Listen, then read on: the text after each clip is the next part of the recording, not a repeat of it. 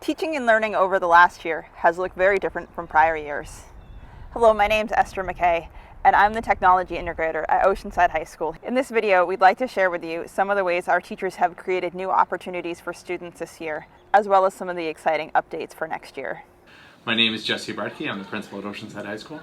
I have been in the district for over 10 years now. I've been the principal for the past 3 years, and I was assistant principal for 4 years prior to that. The faculty and staff here at Oceanside High School has addressed the challenges of remote learning in a variety of different ways. They have really taken the opportunity to reinvent some of their practices and step outside of some comfort zones and really find a way to expand their toolbox. One thing that's been really important is the fact that we have uniform technology. Everyone's using Apple products, everyone's using the iPads, everyone's using Google Classroom as far as setting up a base. So everyone's starting from the same spot. We've been able to find ways to connect with folks who aren't right here through Zoom meetings and online platforms, and the technology has really opened up a whole new world for education. And my hope is that we can continue to critically look at the way that we're doing things and continue to evolve our practices to meet the needs of a more digital world and to meet the needs of a variety of different learners. Many teachers this year worked hard to upload digital content so students could have it on demand. Every teacher created something called a Google Classroom for their students so that students could access information whether or not they were at school that day or at home. My name is Elsie Mason. I teach Algebra 2 and Calculus 2. So we have our lesson in class where I'm projecting my notability to the board, and at the same time that's being shared through Zoom with the kids at home. Those notes that are taken directly on the iPad are saved, and I submit them straight to Google Classroom. And notability looks like a piece of paper that you can continue to scroll and just add more information, and I use my Apple Pencil to write on there and take notes. I can change the paper to be lined straight to being graphed real quick. That way I can actually show graphs of lines in Algebra 2 functions. I can insert pictures. I can take a PDF and put it straight up. Google Classroom is a website that kids have access to everything I post, and I work really hard to keep it organized so that they can just see the lesson title and all the information is underneath that subtitle. The classwork tab is where everything can be listed chronologically, or I can organize it to be what we're working on the top. I would say the students really like access if they're at home and they weren't part of the lesson in person. And it really just helps them keep track of what did we learn. With math, you can have your iPad pretend to be your book, have it to the side, and you do your math problem next to you. Hybrid learning occurred not only at Oceanside High School, but also at Oceanside Middle School. Science teacher Doug Crossley describes some of the work that he and his colleagues did at Oceanside Middle School. Hello, I'm Doug Crossley, 6th grade science teacher at Oceanside Middle School, and this is my 18th year of teaching for RSU 13 and the former SAD 5. I moved here in 2003 from Alaska. It's been one of the best decisions of my life.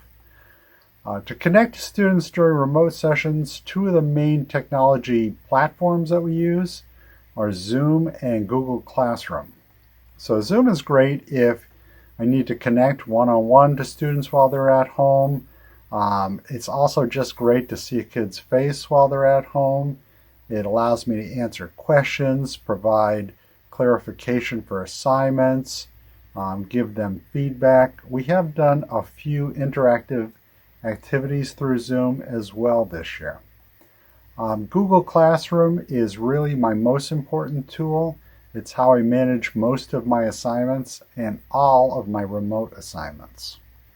On Google Classroom, I can post questions and provide students with resources, either through our digital text, websites, online videos, and they can use those resources to answer the questions. In 6th grade science, most of what we do in the classroom is hands-on, so that's difficult to reproduce that for remote days. So for remote days, I use that mostly to reinforce the activities we're doing in the classroom. Google Classroom allows me to quickly assess student learning, communicate to the students, provide them with quick feedback on assignments. And without tools like this, Google Classroom, Zoom, doing these remote sessions would be probably impossible. So it's been awesome to have these tools, and they really work pretty well for kids. Thanks. Some teachers live stream their actual classroom. Mike Tolman from the mathematics department tells us a little bit about that process. Good morning, my name is Mike Tolman. I teach math here at Oceanside High School. I graduated in 1997 from here at Rockland High School, and this is my 18th year teaching. When we first knew we had to deal with the pandemic, I thought it was important to keep as much normalcy in the classroom as I possibly could. So I decided to live stream my class, and I wanted to do that as simple as possible. All I've done is I've set up a Zoom meeting. Anytime that the students have a class, whether it's virtual or in person, my expectation is the kids, if they're not here, they click on that Zoom link and they are in to a live feed of my class. And I simply use my laptop as a camera. I set it in a place so the students can see me and the board that's behind me. And I do my best to engage them and make sure that they're paying attention, as well as the kids that are here live. I think the kids appreciate the consistency with it. If I'm going to give a quiz or if I'm going to give some sort of a assessment, that every kid has a chance to be live. Each kid having their own iPad has made it easy for me to set those expectations and hold them accountable for, if they're not here, there is no excuse. It's been great. I mean, students that were going to be out for whatever reason, they'll Zoom in to a class where they're supposed to be live. I use Google Classroom. It's been a great experience. I don't think I'll never not use it. This pandemic has made me certainly look at things that I wouldn't have ever looked at before. And I'll be much more open to when the new things come out, that I'll be willing to probably try those where I wouldn't before. With only seeing students just once a week for classes, teachers had to rearrange and recreate how they did their collaboration and creativity. One of the hardest hit sections was the music department, where singing, specifically, and instrument playing, was prohibited by the CDC recommendations. Music teacher Lauren Casey came up with new creative ways that her students could work together independently to make the choral music that they had loved so much in the prior years. My name is Lauren Casey. I teach music at Oceanside High School, and I've been doing so for 5 years. When the guidelines for music came out from the CDC, it was extremely nerve-wracking and scary, thinking that we weren't allowed to make music indoors anymore. I did have to get creative, thinking of how we were going to possibly be making ensemble music. We are not allowed to make any sort of music that requires breathing indoors. When it was warm enough to go outdoors, I brought my choir and my band outside, and we had to be 14 feet away from each other with masks on. The last month we went outdoors was early November. When we had to go inside, we spent some time inside listening to parts on the piano and kind of try to sing in their heads. We weren't even allowed to hum.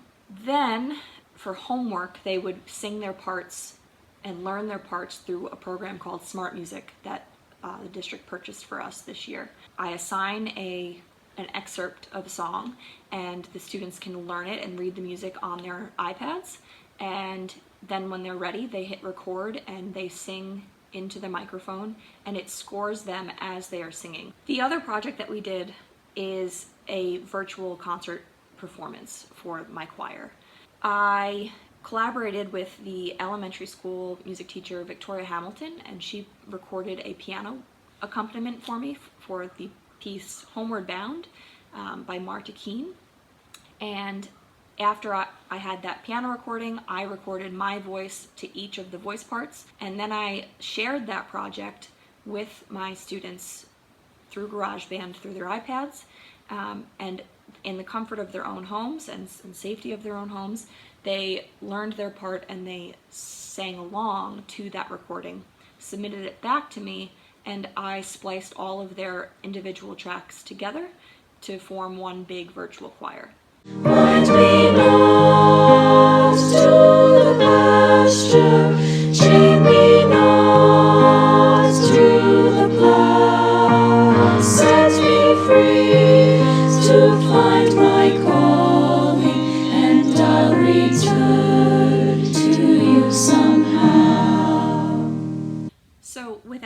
iPads, I would not even know where to begin. The fact that each student had an iPad to work with made me much more willing and able to come up with these various ideas in order to get them to make music at home. The GarageBand project, my students really enjoyed. They weren't really sure what the final product was going to sound like. I wasn't really sure what the final project was going to sound like. Overall, it was very exciting when it all came together that they really did sound like they were performing together at the same time in the same space. I think they all really had a sense of togetherness and unity, even though they were singing alone. One of the biggest feedback from teachers this year is that they miss seeing the kids and having the kids in person. One of the teachers used her technology to reach out to students on a personal level to understand better how they were doing in classes and how she could meet their needs. I'm Emily Hall, and I teach 9th grade Earth Science. The Freshman Academy creates a structure in which teachers work together to help meet the students where they're at and help them transition into high school so that we can build that level of students feeling connected to the school, to the community, and to sort of Oceanside. RSU 13 as a district has put an emphasis on social emotional learning, and I think Freshman Academy was the way to prioritize it early on in students' high school careers. In the classroom, I think it's really important to know your students. By building relationships within the classroom, they're actually going to be more engaged academically. One thing I did to prioritize social emotional learning was create a day in which I just conference with the students. So one thing I really struggled with this hybrid learning piece is I just don't feel like I'm making the same connections I was, and that was a struggle for me as a teacher. So I took one of the virtual days and created a really quick schedule. It was less about quizzing them and more about checking in with them and seeing what they feel like is going well, what they feel like is a challenge. While students were reflecting on their learning, I got to hear what worked really well for the students and what was more of a challenge. And by the end of our 3-minute conferences with each student, I ended up feeling like I understood them better as a student, and just they had the opportunity for me to actually hear their voice. All the students had the technology to connect. They all have done Zooms before. We've practiced it in class. I've made sure every student can log in. For the conferences, I just did Zoom. They basically signed in and then they waited in the waiting room until it was their turn. I clicked accept, they came in, then the student left, then the next student came in. We'd like to give you a quick peek at some of the technology updates for next year. These are updates, not monumental changes, because at this season we don't need large roadblocks to overcome or massive changes that require professional development and training for teachers and students. We're at the end of our current technology cycle. So over the summer, all devices for students and teachers K-12 will be replaced. With this in mind, all students K-12 will be issued a 10.2-inch 8th generation iPad, similar to what they have now. Students in grades 3 through 12 will also be issued a keyboard. Students in grades 9 through 12 will be issued a Logitech crayon stylus. Although the Logitech crayon stylus has the name crayon in it, it's actually Apple's approved educational version of the Apple Pencil, just priced more affordably for districts. We recognize that students are doing a lot of content creation on their iPad, whether it's simple work back and forth with a teacher or more in-depth projects. I've seen their handwriting with regular pencils. Finger writing is miserable. When I assign a quiz and kids do the quiz remotely, they are doing it on Google Classroom. They're using their iPad, and then right now what they're doing is they're using their finger to write the answer. And some kids are very neat with this, and other kids it's a bit of a struggle. So I think if kids had a writing utensil, I would probably continue to use my iPad and have the kids use their iPad for quizzes. Past technology contracts have cost $218 per person per year for device set. This year, the contract has been negotiated for $170 per person per year, with a savings of almost $50 per person per year. Each teacher will be issued the same iPad and keyboard set that the students have. Teachers will also be issued a 13-inch MacBook Air for more advanced content creation. What happens to our current fleet? Our current fleet will be sold to a third-party bulk purchaser for almost $400,000. This will more than cover the cost of the first year of the 4-year tech contract. We are also working to keep our in-school hardware up to date, such as the classroom projectors and the connectivity devices, Apple TVs, which allow teachers and students to share their screens in class. For support, the Technology Helpline has continued this year, whether or not students are in school with a hybrid model or fully virtual. We also provide IT support for the hardware and network, and a building technology integrator for software and class integration. Lastly, we'd love to help you be connected. If your student attends grades K through 5, you can contact your school for a Class Dojo account, and soon the parent portal will be open for parents at all levels with advanced registration features. Currently, parents in grades 6 through 12 can call or email the school for a parent portal account where you can see grades, attendance, and more. Many schools have a monthly email, and you can follow most schools on Facebook. We hope this video has given you a better picture of how we have been responding to this ever-changing teaching and learning needs of the student and what's in store for next year.